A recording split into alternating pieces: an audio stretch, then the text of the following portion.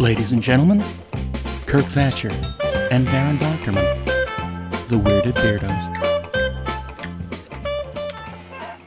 And with the chawing down of the chaw, Yes, sir. I got my tobacco. we are here with another edition of the Weirded Beardos. Boy, we got a good guest for you out today too. A real good feller. Good friend of mine. With the extremely imitable Kirk Thatcher. Yeah, I'm imitable. That means I'm imitatable. Imitable, yes, you are imitatable. Yeah. What? And me, Darren Doctorman. Welcome to another gathering. We have a guest today. Great guest. Indeed. He's should I do an intro? Or yeah, go ahead. He's a guy I've known for 35 years, it turns out, 34 years. He's mainly known as a puppeteer, but he's also a writer, director. He's an amazing artist, designer, and he does a ton of voiceover work. He's one of those people who's got his fingers in a lot of pies, like you and I do, and a lot of people we know.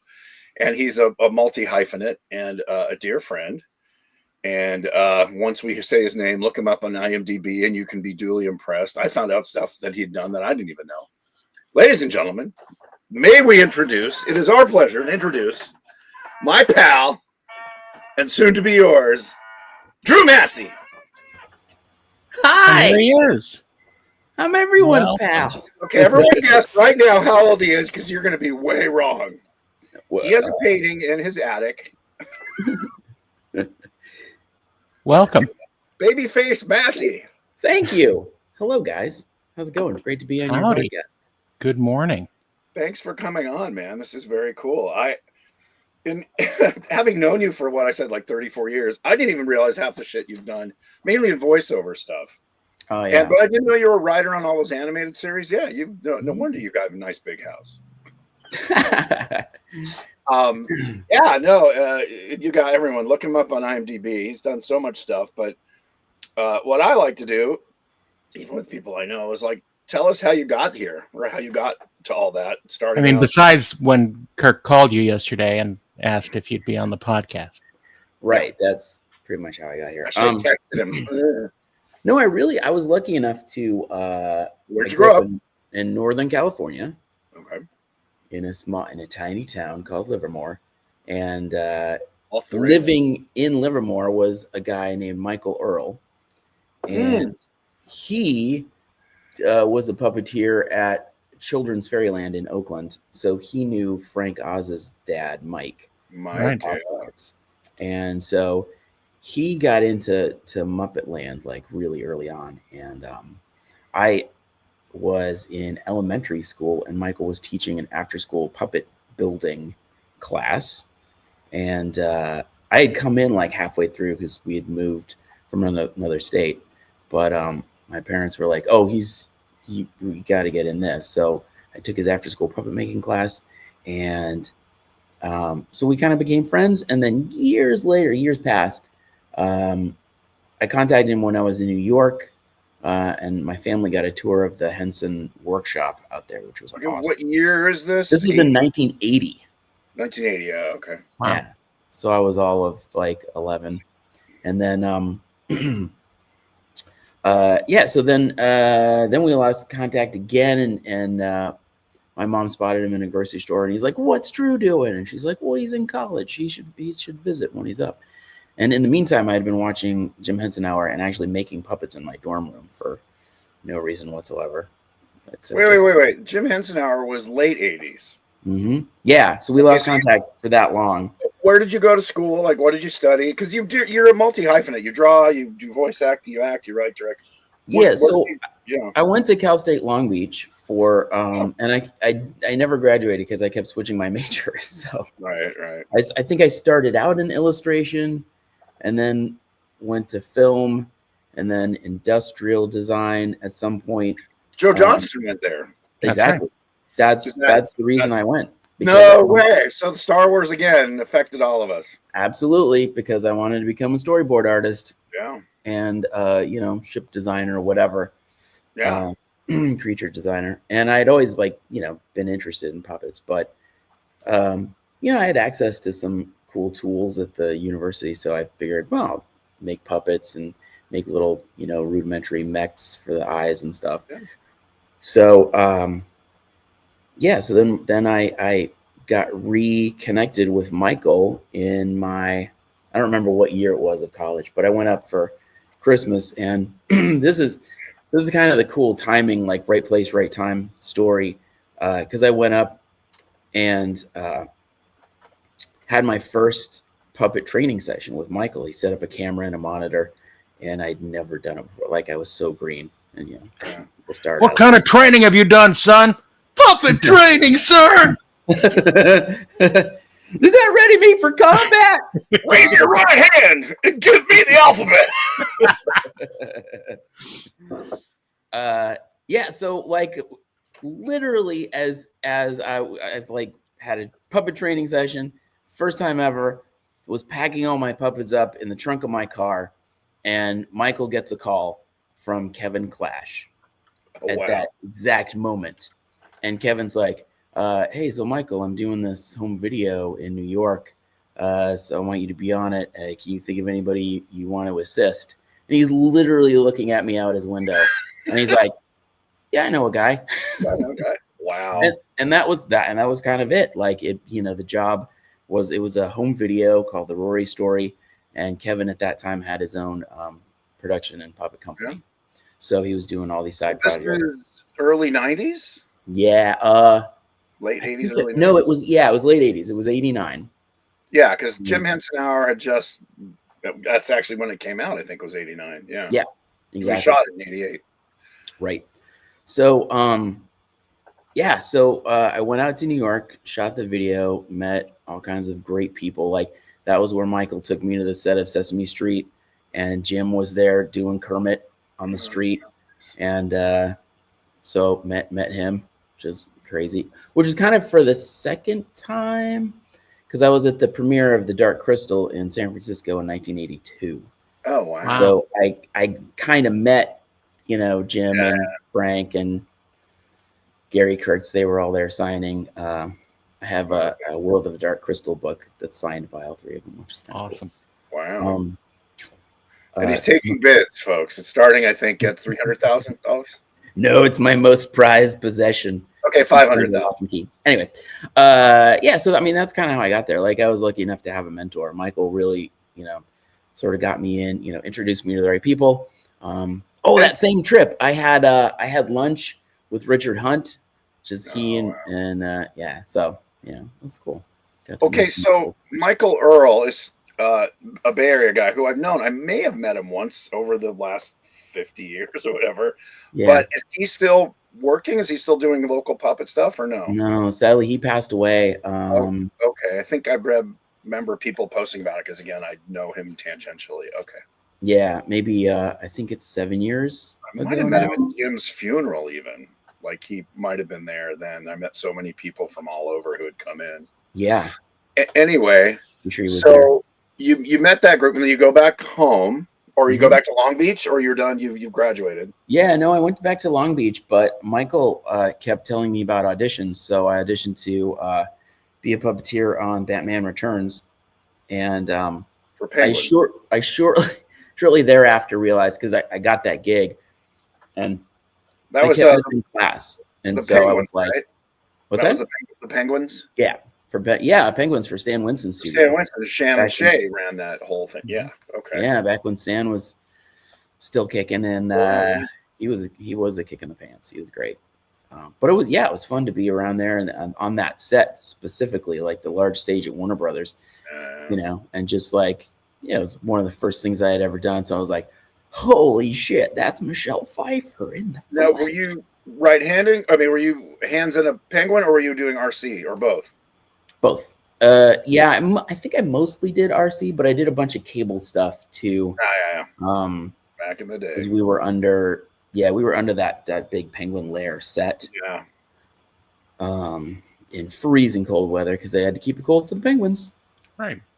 Wow. So that was your first official movie gig. That was my first big movie. That was 1990, right? Something right around there. Yeah. That would probably would have been 91. 91. Yeah. Yeah. Or So we were doing dinosaurs when you had no, you weren't doing dinosaurs yet. So then it was 90. Yeah, then it was We 90. were building it then. Yeah. Because I think we started shooting 91. Yeah, because my first big bunch of like puppet training, I think Batman Returns was Maybe it was 89, 90. Yeah. might have been. Anyway, but yeah, so I went through that whole dinosaurs puppet training workshop, which was like 2 weeks, and it was paid. Was that Kevin and Steve or Kevin and who? Yeah, Kevin, Brian? Steve, and Dave Greenaway. Oh, Dave Greenaway. That's right. I forgot about Dave. Yeah, Shaky Dave. Dave Greenaway had this amazing British accent. Well, I don't know how the way we used to do it. You put your finger in your mouth and talk like that. And he didn't have a speech impediment or anything. It was like Alfred Hitchcock. He had a very just specific way of talking. Yeah, I always think that's where Hitchcock. It's a British thing. You talk like your tongue is stapled to the roof of your mouth. Anyway, so you got training there because that's where I think I didn't meet you then. I met you through Sandy Fox. So I was working on a bunch of stuff with Charlotte Fullerton and Steve Melching and that whole gang. I'd met Steve Melching in line for Indiana Jones and the Last Crusade, and he and Brian Singer and Ethan, I think Ethan Hawke was there.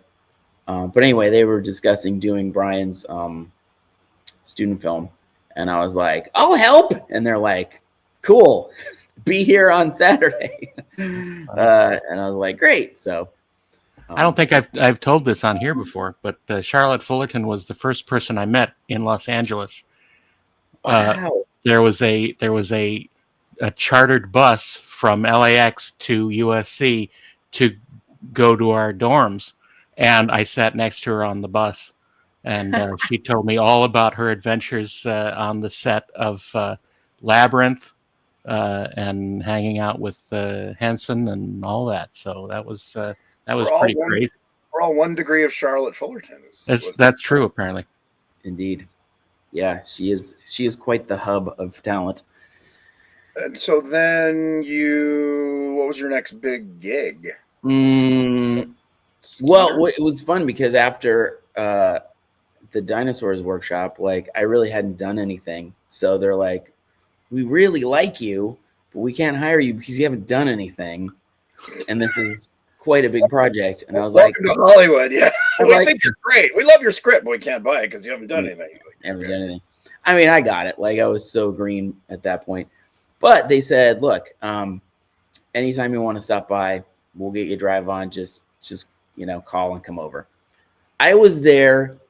People thought I worked on the show. I think you thought I worked on the show. Like I was there so much because I did.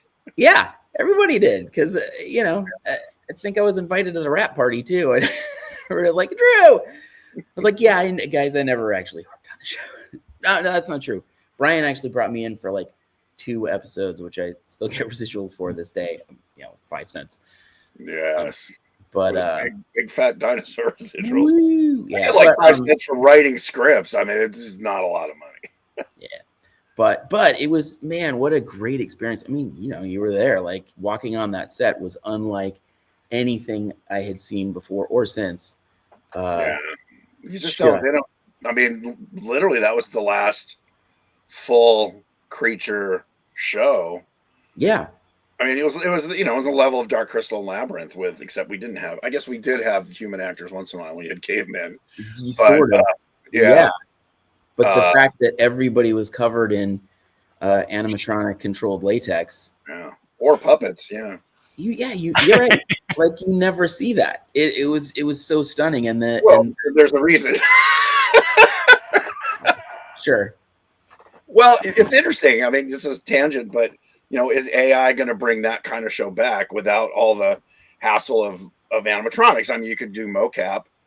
You don't have to animate. I mean, you could build an Earl. I'm sure somebody has a 3D model of Earl and the baby, and you could animate them either by traditional means or you could just mocap them. use a face rig for the face. That'd actually be a great test. Yeah, or HDPS them, like they did originally. HDPS, but then you have to deal with the Henson Company. I kid. And me. Yeah, but you could also. Because I'm really good at it. You are really good at it, but that's the problem with HDPS. I think it's amazing. The problem is they won't like loan it out. It's like you have to hire them. No, they will. Oh, now they will. No, I know it's actually a service for hire now. You can because it did. Brian, I remember when Brian made the mandate. We're not going to loan this out. It's our thing, and you hire us to use it. Can you clue the rest of us into what HDPS is? No. So anyway, for hyper dyslexic pee-pee system. Oh well, I have that. It's actually the Henson Digital Performance Studio, but okay. There's a good video of me sort of and Brian demonstrating it for Adam Savage on Tested. If anybody wants to see what it is, and it's basically go ahead. On the Jim Henson Hour. Yeah, Jim did a really sort of rudimentary Waldo character, and it was just kind of a glove and really like that potentiometers. Who was that? Who designed that? No. Is he wearing a top hat right now? Yeah. One of us wearing a hat. Yeah, well, it kind of started with Hoggle, really. Yeah. And Jim had loved that you could have one guy controlling the face. And then it turned into like, what if we can control a computer character? So it really was Hoggle that started it. And then Waldo was sort of an offset made for the show and then the 3D movie.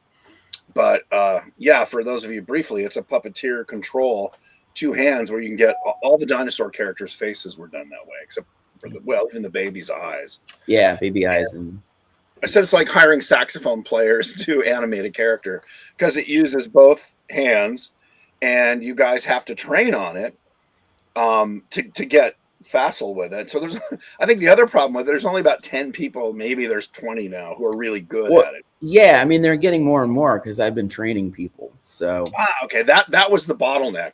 It's like, well, there's 6. I mean, back in the day, there's like 6 people you can hire. You and Alan and obviously Brian and those few others. Yeah, I've actually I think I've gotten pretty good at training people. I just do a lot of yelling. Have you seen Whiplash? It's like that, but for puppeteers. You're garbage.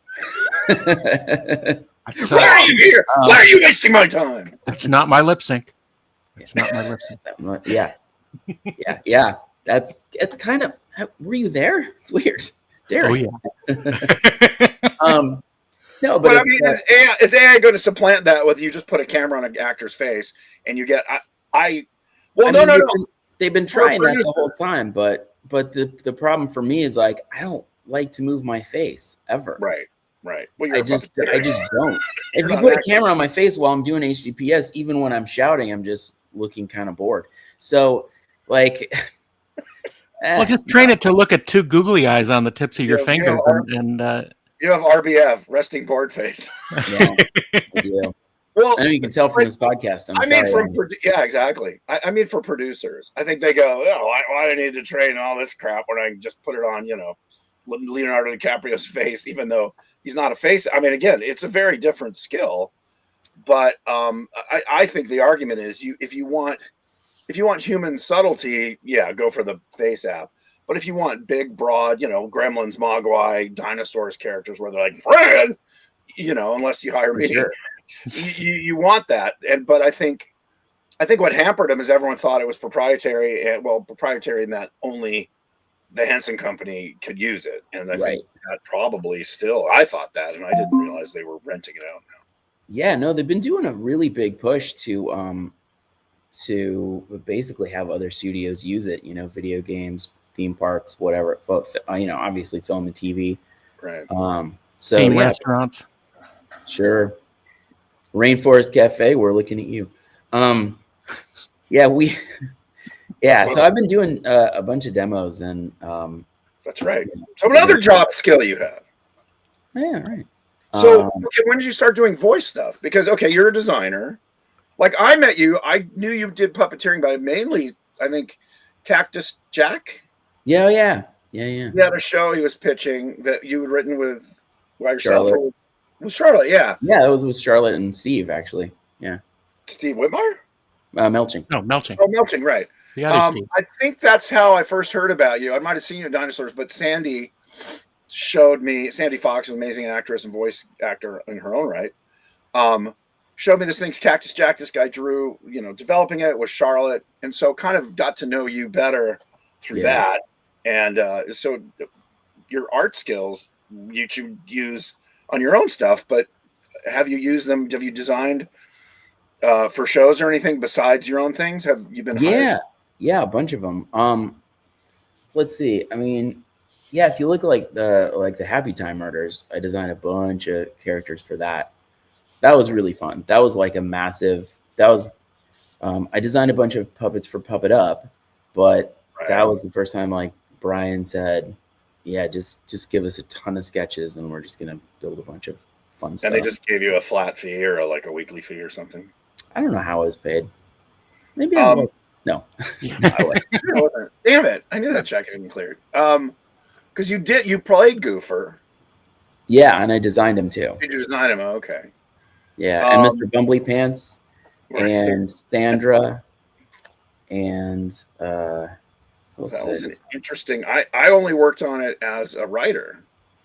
Brian brought in a writer's room to punch it up for like a week. Right.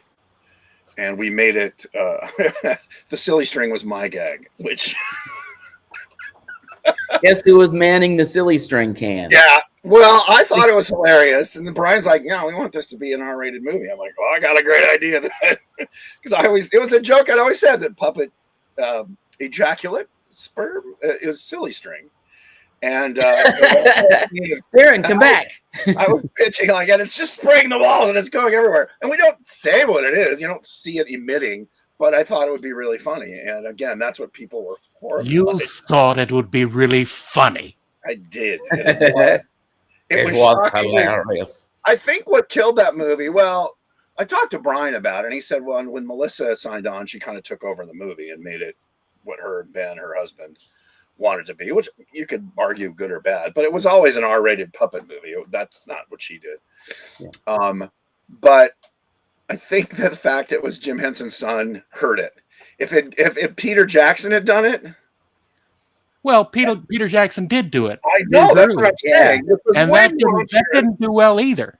Well, it's a huge cult hit, which I don't know if Happy Time will be. Not yet. But after this podcast, I think it hurt it because of expectations. Right. Because it's a fun, crazy movie. I mean, there's definitely issues with it, but again, I helped make it what it is. But I think, I don't know, it's interesting. But anyway, so you're design. Now, what have you done voices on? Because again, that's another part of your career. Yeah. I mean, most recently, I voiced Jimmy Olsen in Harley Quinn. Oh, no way. Yeah. You are Jimmy Olsen. I'm one of many Jimmys. Yeah, I know. They're like, yeah. They're like, just use your own voice. That's like, just all right, Mr. Superman, sir. But good job, kid. You did a bunch of voices on Robot Chicken with Seth. Yep. Yeah, he kept calling me in for stuff. What was your first voice job? Oh wow. Yeah, exactly. Oh wow, it was a long time ago. I don't know. Yeah, I mean, I did a bunch of like. I got the Foster Farms chickens job early on. Right. And that was a good like entree into lots of voiceover stuff. Now, did you perform one of them too? You performed. You performed one of them, right? Yeah, it was the driving chicken, which is the driving chicken one. The smart one. The smart one. Yeah, they're both real dumb, but. And who did the other one? It was So Terry Harden performed the puppet of the other one and did a scratch track, and then Bob Kerstetter, who was one of the guys, the ad execs at Goodby Silverstein and Partners, now just Goodby and Partners. He like helped write the commercial, and he and Tom Routson came up with a whole campaign, and that kept they had a real hand in like doing they antiqued the car themselves. They like took a sledgehammer to this old Plymouth Belvedere, which is really fun watching that get destroyed. And then that was like a 12-year gig for you, right? Oh, it was longer than that. It went It paid for your house. You were basically always like 2 or 3 times a year, and those things ran forever.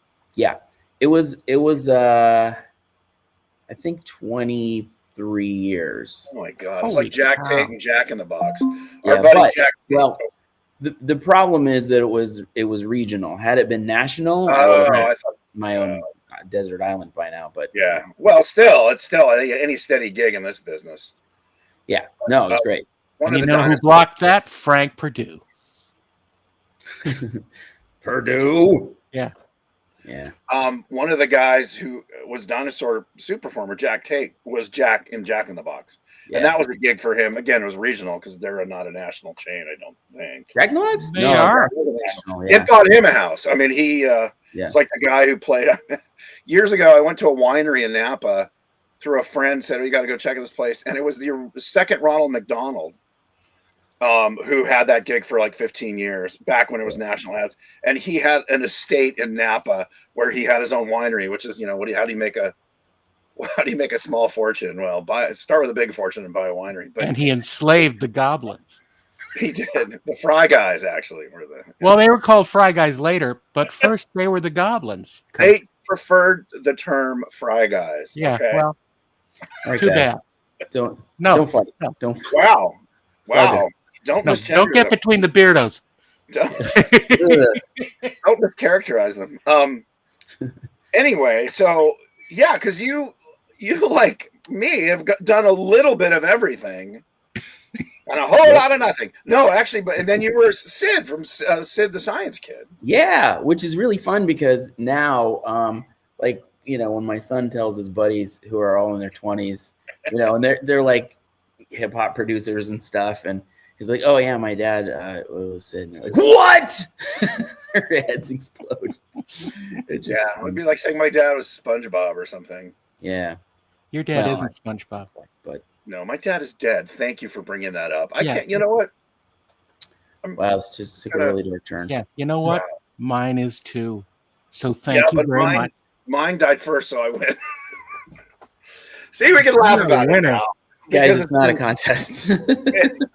It's always a contest. Always a contest. Yeah. Okay. I cover my eyes at you, sir. Ugh. So you've done all that.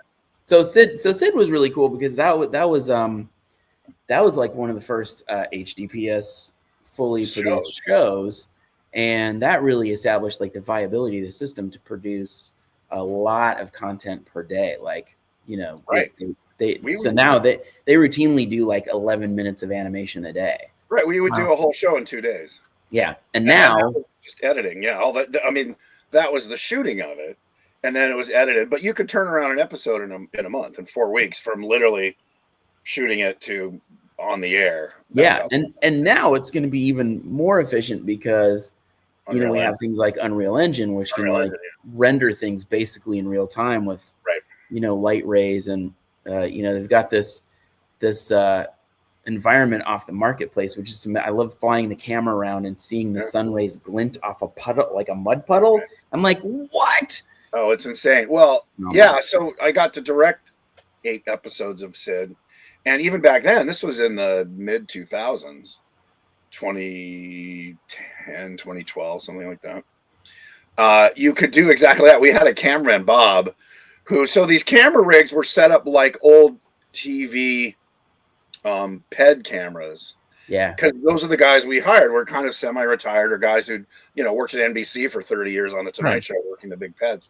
But now they could fly. We had a guy, Bob, who could literally fly around, do donuts on the set, and fly through like, a hole the size of a quarter, and then do a back. I mean, he was amazing, and he was so comfortable on it. He would routinely fly through like the ductwork in Sid's house. Yeah. And on my hand, there's nothing to guide. Yeah. He was amazing. So as a director, it was like, it's just Bob. Okay, Bob, you're an 8 camera. And it was a 3 camera show. Yeah. And so it was this weird hybrid, which, I just finished an Unreal Engine show where we don't have a live camera. You can move it around live, but the performances aren't live. So you kind of animate, you slide the characters around like in layout, but you can do these live camera moves. And I mean, it's all kind of coalescing into, and I was reading an article that again affects the three of us, is like it's going to become an individual creators market again, where you just go out, you hang your shingle on, YouTube or wherever, and create your own shows with, or 2 or 3. Drew and I have a show we've been talking about for years that we want to do, and I think that's real. I mean, the AI between Blender, AI, and Unreal. I mean, I kind of want to sell my house and get a house with a big stage area, like a 4-car garage that I can turn into a studio and just create content. Anyway, so all this led up to an amazing show, which got completely ramrodded by the studio, which was originally, it was called The Barbarian and the Troll. Yes. Originally it was called Brendar the Barbarian. Brendar the Barbarian. I will gush for 5 minutes about that. Can anyone see it anywhere now, or no? Is it buried? I think it's available on Apple iTunes. You can buy it for the whole season for $20. Anyone listening or watching, buy it. It's the funniest pup. It's what I saw the first couple episodes. It was on Nickelodeon, and it was their older kids. It wasn't their Adult Swim, but it was the closest they've ever done to like an Adult Swim kind of show. Not that it's adult, but it was not for 8-year-olds. We wrote it for us because we were exactly like when Liquid Television was on and they'd run Ren and Stimpy, and we're like, "Is this for kids?" You jumped over it. What's the name of the show? The Barbarian and the Troll. Okay, and it is okay. So it has amazing cast of writers, directors, and puppeteers. A lot of the Puppet Up people who are the regulars there, they all shot it in Canada. Drew created it with our buddy Mike Mitchell. And it's the funniest freaking thing. The puppets are amazing. The puppeteers are amazing. I literally thought finally that we're going to break the puppets are for kids thing since the Muppet Show. This is going to do it. It's going to usher in a whole new era of like, people will think, oh, puppets can be funny. And like, it's not crank anchors. And Nickelodeon aired it. And would you say they canceled it the day after the last episode aired? Yeah, it was, it was not as painful for me as it was for you, but I was devastated. I'm like, there is no God. How can this happen? Actually, you know what? They did take a while to officially cancel it. Well, they just neglected to bring it back for the longest time. And that was like, hearing you say that, I was like, no, I waited a long time. Just like, I thought you told me they canceled, or they said they're not going to re-air it the day after. No, they were. Well, it was a better story, so just stick. Yeah, they canceled it the day after. It was real. Tell me afterwards. It was real mean to me. It just yelled at me. Maybe it just felt like that, even though they took 3 months. I don't know. Seriously, if you at all like comedy and puppets, and you think, like, what's the show it reminded me of? Well, it's like if Monty Python did a puppet D&D show. I mean, that's what you guys wanted. That's exactly how we pitched it. Yeah, and it's so funny. And the only thing I hate about it is I didn't get to work on it because it's shot in Canada.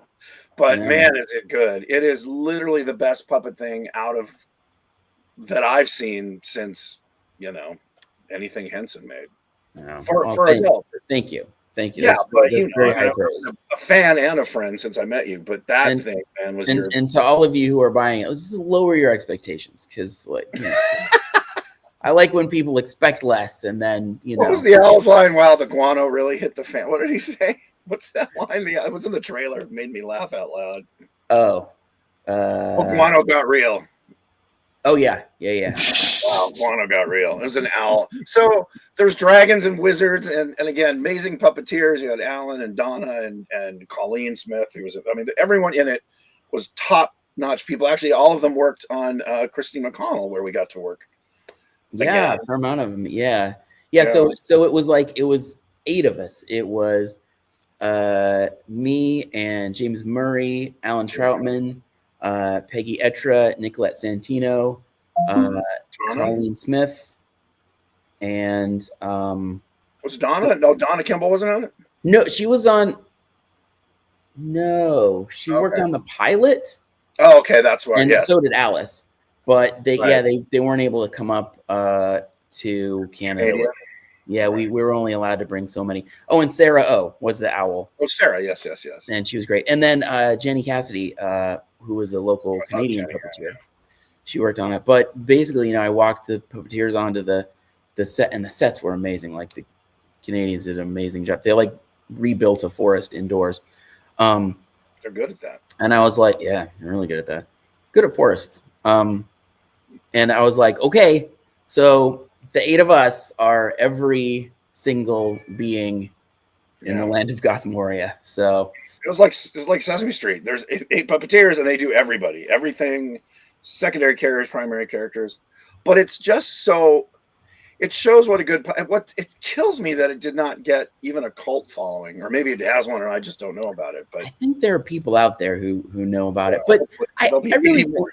think I was just really happy that Nickelodeon said yes. And honestly, their execs were fantastic. They worked to really make the show better. Like normally you hear all these horror stories of like, yeah, they just like made these random demands. And they were, Zach and Brittany over at Nickelodeon were just fantastic at And they're not there anymore. yeah, I know. That's the thing about Nickelodeon. It just sucks. Like Banana Republic. The execs on Max and Midnights have been great, like really great.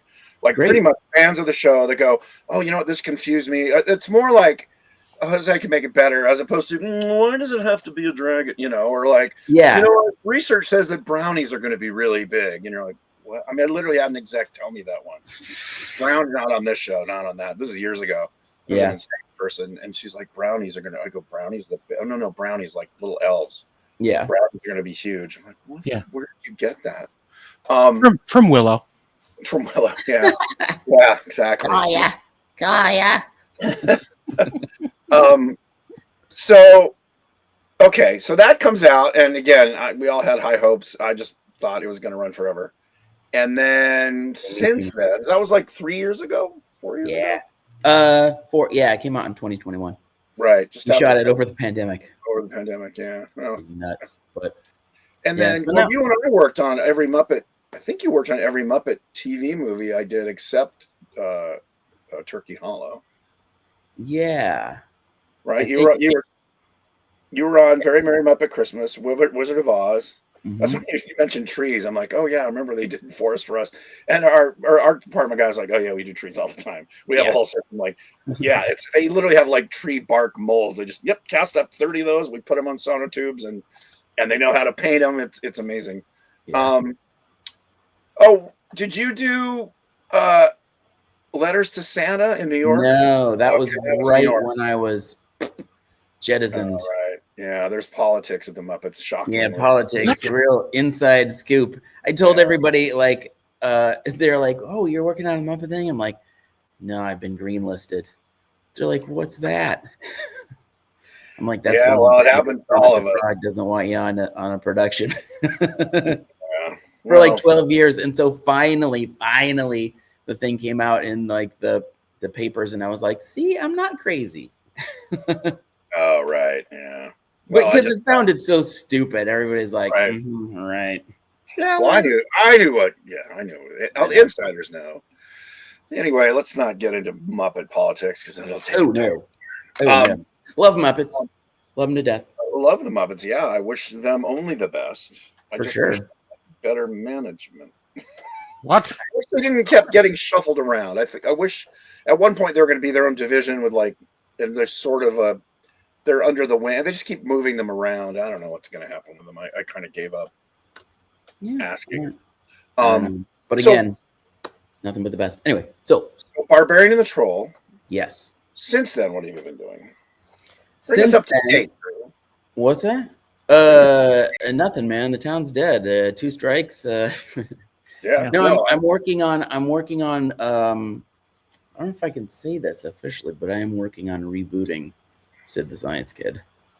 Oh, I did hear that. I think that was announced that they're working on that. Cool.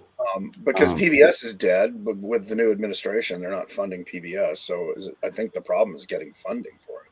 Yeah, I mean, PBS is always kind of a situation of like, yeah, we'll air your show, go find some money. So well, yeah, we'll give you 50 grand an episode because that's what our budgets provide. So you have to get the rest, yeah. Oh, we did the Sid movie. We did the Sid 3D movie, which I think only aired in China. I don't know. Yeah, I think the Chinese government paid for it or something. We shot a feature in 8 days with that system. And it wasn't a 20, it was like a 60, 70, 80 minute, 90 minute. It was 80 minutes. Yeah. With Christopher Lloyd, no less. Doc Brown himself. Lloyd. Yeah, revoicing a very good Bruce Lanoil, who, could have carried it on his own, but Chris Lloyd. So Bruce kind of did a Chris Lloyd impression, and then Chris Lloyd dubbed a guy doing an impression of him. But it was a 3D movie, which is another thing that technology is underused. It's could be stereoscopic 3D, and I guess all CG can, but they didn't. I think it only aired. I think it maybe ran in a theater here to be officially the movie or something, but it mainly ran in China. Yeah. Anyway, so yeah, you're working on that, and you and I have a project that we're not going to talk about, and then. Yeah, there's a lot of stuff that I'm working on and developing with people to, because I'm like you. I just have so many really good puppet centric ideas. Right. Well, it's interesting because when you said earlier, like you were an artist, you want to be an illustrator, maybe a designer. It was the same with me. Puppets were a tool as like an airbrush and animation, and it was just a way to create things that don't really exist. Yeah, and absolutely. So, and as an actor, like studying acting, I was like, well, this opens up everything because you can animate your own animated character in real time, right? And you can just like create an entire performance, and you can be literally anything. It's analog motion capture. I know. I mean, yeah. And then when Henson and Stan Winston, people like that, like take it to the level of dinosaurs and where it is now, and then AI and CG kind of filling in some of the blanks. I still think, a lot of people like CG or AI is the death of puppets. I'm like, it's not. It's a different tool. Well, it's a different tool, and they work well together. I think that kind of hybrid of like do the stuff in the real world that you can do in the real world, and then fix it, change it, and plus it with CG, animation, AI, whatever. But I remember talking with Jim Henson when I first started. Like I was a tech head, and I'd done CG. I hadn't done CG. I was a huge fan of it because of Pixar, which was part of ILM, and I was going to SIGGRAPH every year. And so when I met Jim, I'd been talking about doing computer puppets, and he was really intrigued. He wanted to do that. But besides Waldo, we had talked about doing tracking on puppets' eyes to get them to blink without having to do a whole blink mech, and you could do it in post, or having the eyes look left and right. And it's funny because he was saying, people think Piggy's eyes move. They don't. And she doesn't, writers would write Piggy flutters her eyelashes. Like, that's Frank Oz puppeteering. She doesn't do jack squat. Literally, this is Piggy's laugh. This is her fluttering her eyes. Yeah. And everyone's like, oh, she's fluttering her. No. But you read it. Yeah. Because Frank is such a fucking great actor. Right. Well, yes, and a puppeteer, which is acting with your right arm. I mean, but it's all of a piece. Or left arm. Mostly right. Yeah. The Muppets are all right-handed. It's a part of the cult. I remember Mike Quinn is ambidextrous, and once in a while they'll say, "Hey, we need a lefty," and Mike will jump in because of what the thing is with everybody's right-handed. You want 3 people in a row. 2 people are going to have to stand sideways and kind of bend their arm around. Whereas you have a lefty or you're near to a set. That's the other thing. If you're near to a wall or a set piece and you don't have a big undercut.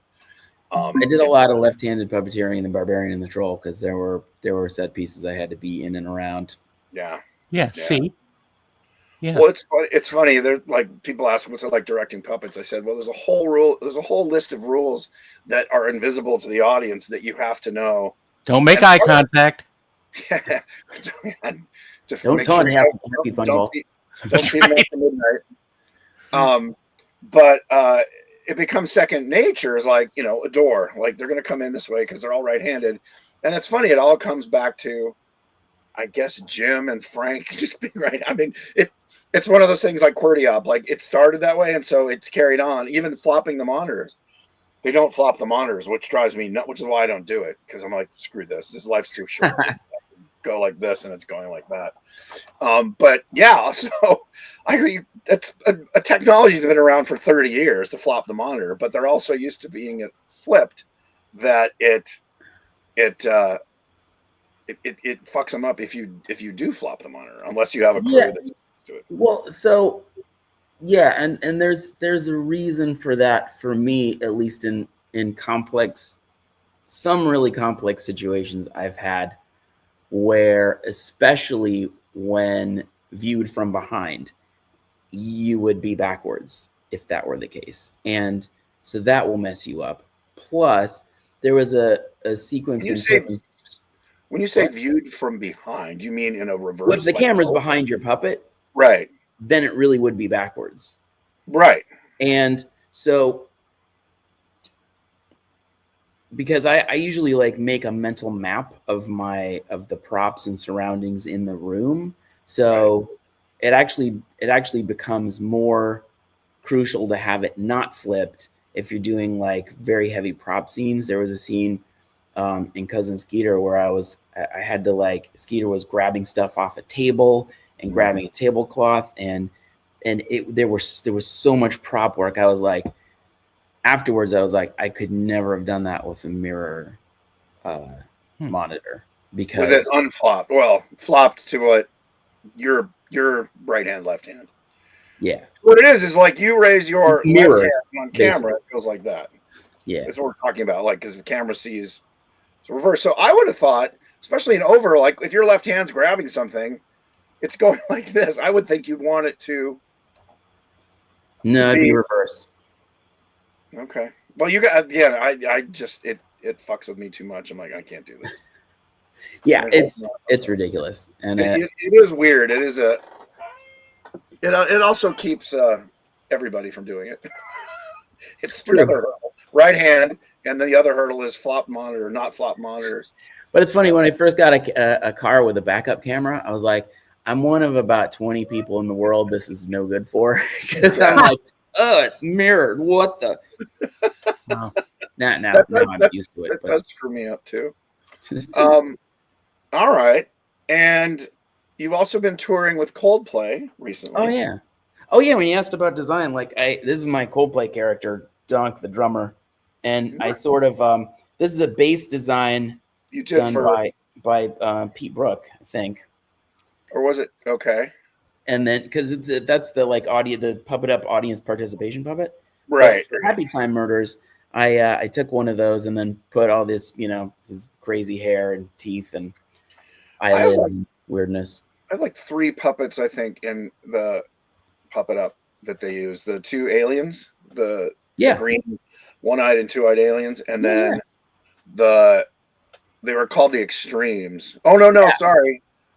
I think they were called Extremes. And then, but they're using one of them in Coldplay too. Yeah. Where's my check for that? Where's my check for this guy? I know, I'm kidding. I know, but I should put that resume. Designed a puppet for Coldplay. Yeah, you should, because it was for City Kids. It was for a small show. Did you work on City Kids? It was all New York. No, I think that was right before my time. Okay, yeah, it was early 90s. It was after Jim had passed. Oh yeah, okay. I think it was before. I think because it was New York. It was all New York. Yeah, that's why. And I designed a bunch of weird stuff for that. There's a real East Coast West Coast rivalry. It's rap and puppetry, the 2 things. Exactly. Let's speak about rap and puppetry. Actually, there's a huge volume. Met Kim. I know. That's what I'm getting to. Is that there have been 3 or 4 pilot shows, puppet shows, paid for and acted in or voiced by rap artists. Kanye West, one of the big ones. It's where he met Kim Kardashian. I don't know how she was on a puppet thing, but they do these pilots. They spend a lot of money. A lot of my friends, such as Drew, work on them. Yeah, and a lot of the Crank Anchors crew, and they never get out of the gate. And I don't know. It's because it seems like that culture, rap culture, I don't know if it extends into the African American community at large, or just they love puppets and they love doing stuff with them and developing shows, and they never reach the light of day. Not that there aren't probably 30 other puppet shows that were developed as pilots and never. Yeah. But yeah, and that's. Did you work on that? Where I was on Alligator Boots. there you go. Let's hear about Alligator Boots. I don't have much to say about Alligator Boots. Were you a designer on it? What's that? Were you a designer on it or just puppeteering? No, I just puppeteered. That was really done by the Crank Yankers crowd. That's what I thought. It was the Crank. Yeah. Yeah, I think the designer. I don't know. Peter Girardi was on that, but yeah, I know that. So what was the show? And Baghdaddy produced it. What was the show? Yeah, what was the concept?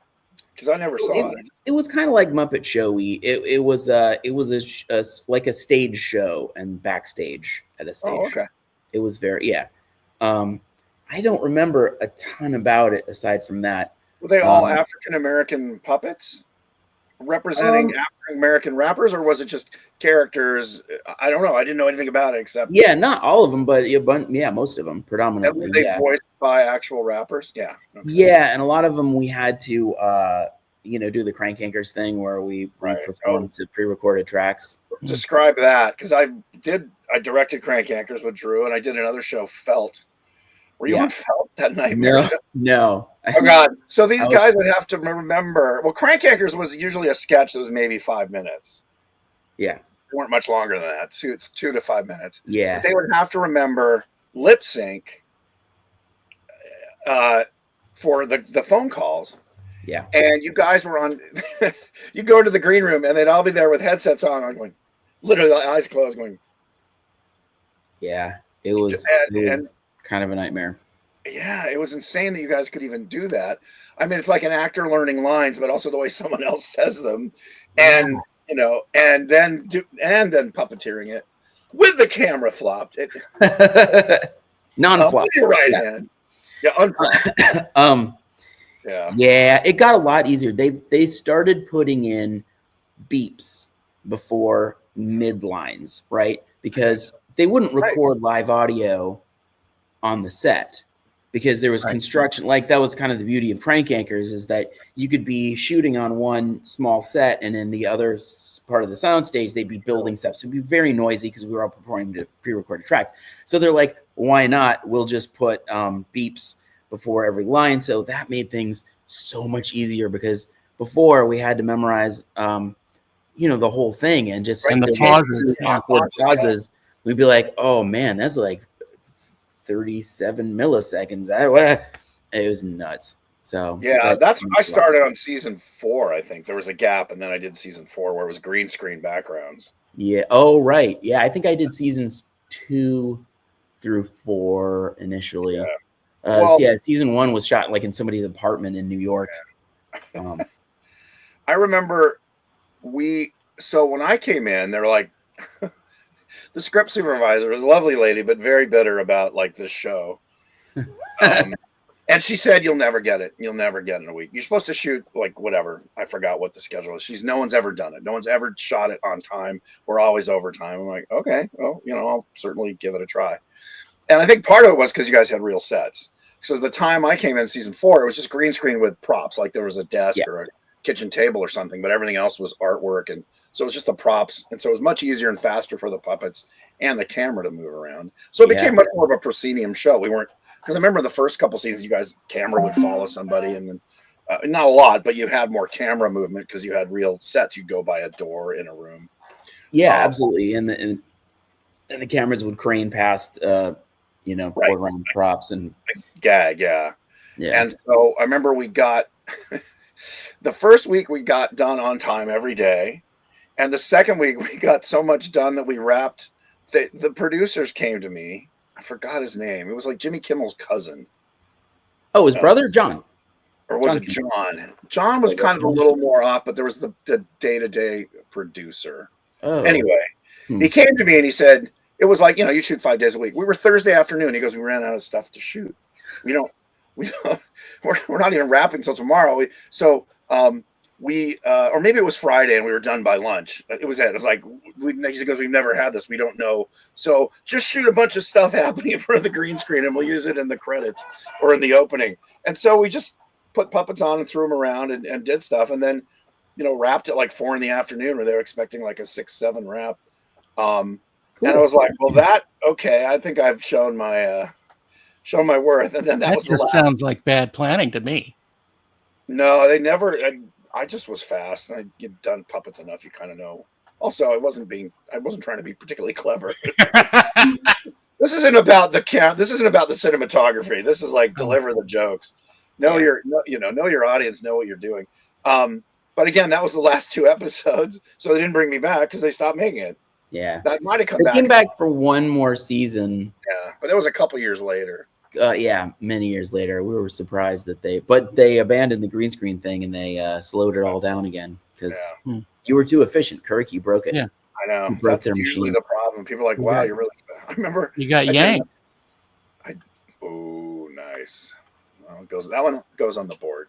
I remember I did an episode of a live action sitcom called The Kids Are All Right, and the producers were friends of mine. So I got the gig. They're like, they always go over time. We've never done a week. This was like I was doing like the 6th episode. We've never done an episode on time. We're always over like schedule. It's killing us, and we know you're fast. So I shot it. We were done. I let my lead actress go early on a Thursday because her kid had a recital, and we finished Friday like 2 hours early, 4 hours early. And I remember during the week, people were like, "Man, you're fast." And so we got it done and it edited, and I was like, "So do I get a prize? Do I get to come back?" Well, we need to hire so many other people. Like, if the second season, you'll definitely get an episode. I'm like, an episode? All you did was bitch about how I did on time. Turns out the executive producer, who was a director, badmouthed me to the ABC and said he didn't get enough coverage. He was fast because he didn't get enough coverage. And I asked my editor, because she told me after the first rough cut, they said you didn't get enough coverage, but it all cuts together. It was fine. And I'm like, okay. So, yeah, it was political. Don't embarrass your executive producer. Anyway, live and learn. Okay. Or be the executive producer. That's what I'm trying to do. I was that on Christine McConnell. That we shot in 18 days for 6 episodes. Yeah, that was crazy. That was fast. Christine, I don't know if anyone's a fan of that show, but Drew was the werewolf in that. Yeah. Which was good casting, and he was the puppeteer. Yeah. The bad casting was you didn't have much dialogue. You're like, she's a raccoon. Yeah.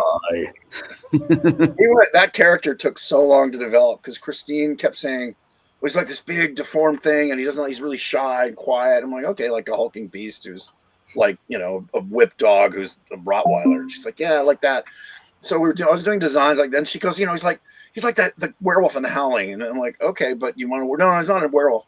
And finally, I just went, you want a werewolf? She's like, yeah. I just want to be a werewolf. Like, he's a really loyal dog, but he's a big werewolf, and he seems scary. And I like that he never changed back into a person. No, he was just a full-time. Yeah, always a werewolf. I know we wanted. Man, second season, we were going to talk about that, like why he never changed and yada yada. We're going to have. She had great ideas that we couldn't afford. We wanted to do like a Loch Ness monster and a dragon and all this. Cool. Yeah, that was show. Anyway, it would have been fun to have the Kyoto brothers like stop motion animate a Loch Ness monster. Yeah, the budget on that show was insanely. I'm like, we don't have any money or time. Call Kirk. We have a lot of money and time. Call Seth Rogen. We need time and money wasted. Who do we call? Not Kirk. Yeah, not Kirk. So let me talk a second about 2 things. Yeah, Greg the Bunny. Greg the Bunny. Oh yes, that was okay. Darren, go. What? You want to talk about Greg the Bunny? He's frozen. Oh no, I just wanted to say how much I love Count Blah. Oh. And a bunch of friends also, even friends who don't know you. We just found it incredibly hilarious, and we quote him often. Cool. It's not hard to quote Blah. That's yeah. Well, that's what's magic about it. I know, it was hilarious. I mean that. So yeah, that. Well, there's another puppet show that I thought great. Puppets are now sitcom. It's and it got better ratings than whatever it would led into it. Yeah. And they still killed it. Wow. I know, it was so disappointing. I remember seeing, because Dan Milano created all those puppet characters, and performed all of them on the, like, they did a public access cable show called Junk Tape, I think, in New York. And I remember seeing it they ran those on IFC. I remember seeing his Count Blah for the first time. And that was the first time in the longest time I laughed uncontrollably at a character, because it was just so, the verbal tick was so stupid. It's such a great, I mean, it's perfect. It's just so silly. It's just so silly. Yeah, that show was just fantastically fun to work on, and stayed in touch with certain people through the years, and certainly Dan. And Seth. Yeah, Seth, and a bunch of voices for.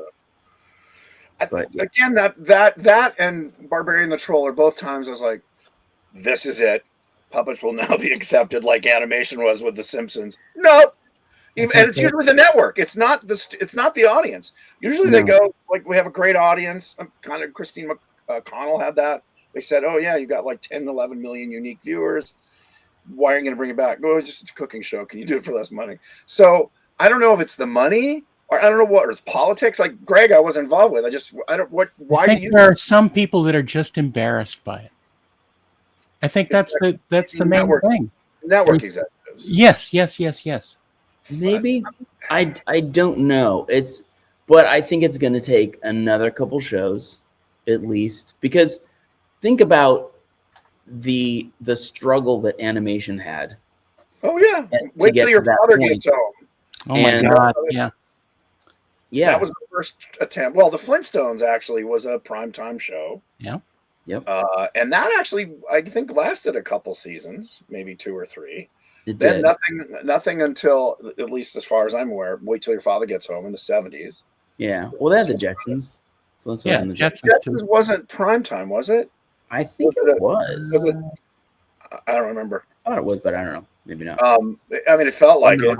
So, but I know the Flintstones did beer and cigarette commercials, which made me laugh between episodes. They would, but then Wait Till Your Father Gets Home, which well intentioned, just kind of doughy. It was not good. That's the problem with that. Yeah, it was a parody of a sitcom in animation, which kind of doesn't work. You need to do just a regular, and The Simpsons started as shorts on Tracy Ullman, again unfettered by network notes. Yep. And then because unfunny. Well, they were shorts. They were like just one gag, Bird, come here, boy, and that was it. Yeah. And then, I mean, if it wasn't for Jim Burrows, it never would have gotten. I think because he saw the potential in it. Yeah. And so, Kirk, maybe that's what we need is Jimmy Burrows to direct a puppet thing, or Married with Children tried it. They took that and they had that.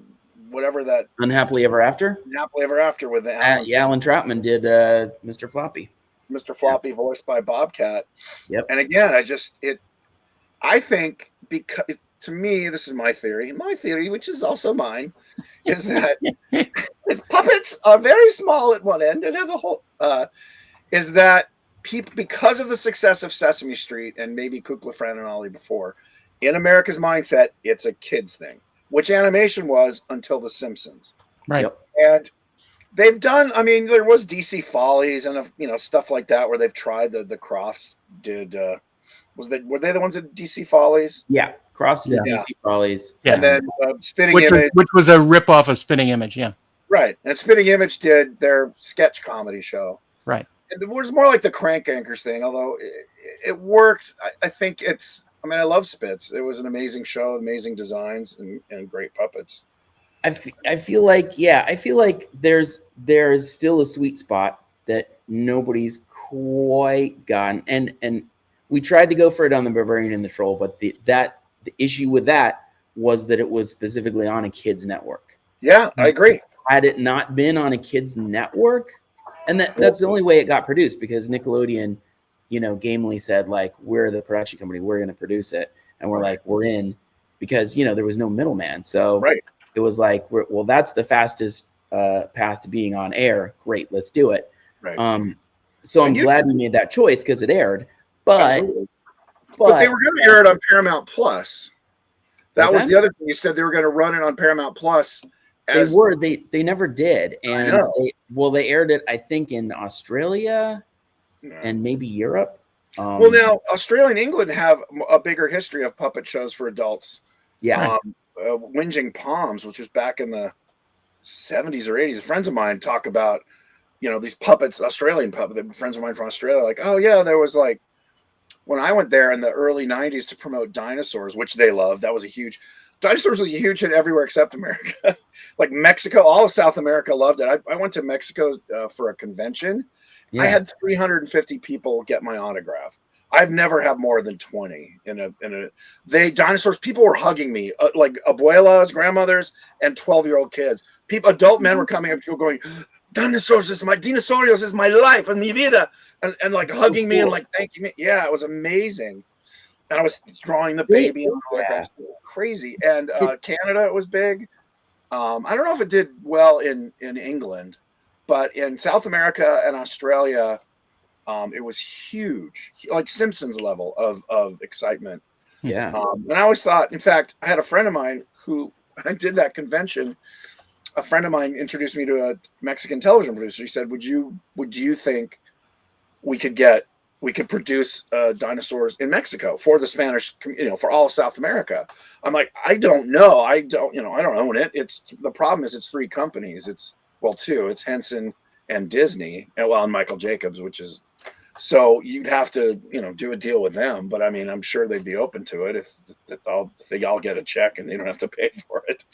But nothing ever came of it. But it is interesting. And Europe puppetry is considered, art for everybody. It's not just, it's really in America.